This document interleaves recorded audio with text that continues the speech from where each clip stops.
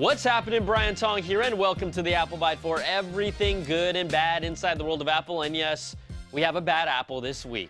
Now on to the show, and the big news comes directly from Apple in response to a Business Insider report that claimed Apple was planning to launch their own mobile virtual network operator service, or MVNO for short, and said the Apple-branded cellular carrier was targeting to launch both in the US and Europe.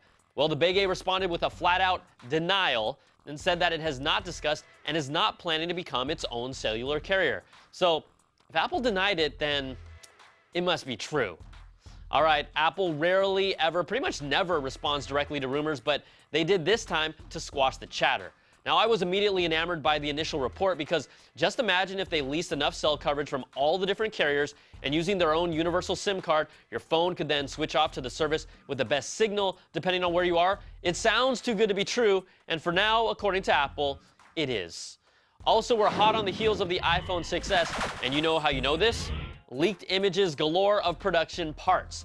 MacFixit shared pictures of what's believed to be the display assembly, and one of the photos features a quality control label showing a pass date of July 29th, perfect timing for a September launch.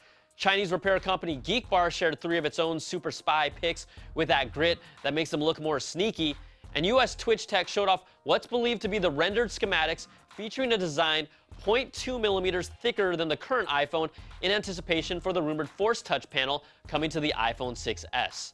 Now, Business Insider reports Apple is also testing a voicemail service that will allow Siri to answer your calls and transcribe your messages. Now, how many of you still have plenty of voicemails you've never listened to? Me, right here. Well, with this iCloud voicemail service, you will potentially never have to listen to your voicemails again, and I love it.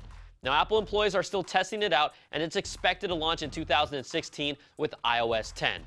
And this is just one of those super cool things Apple is working on and getting right, but how about completely screwing up with their latest back-to-school promo?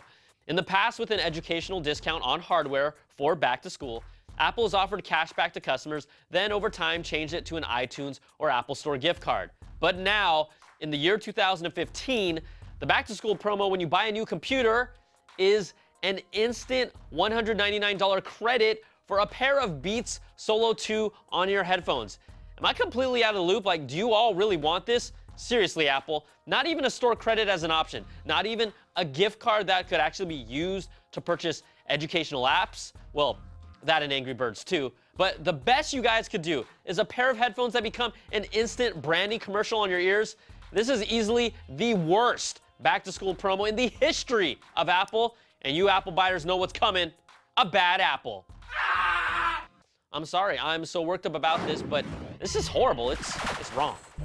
Okay, guys and gals, let's end the show on a high note with, some good, warm, fuzzy feeling stories.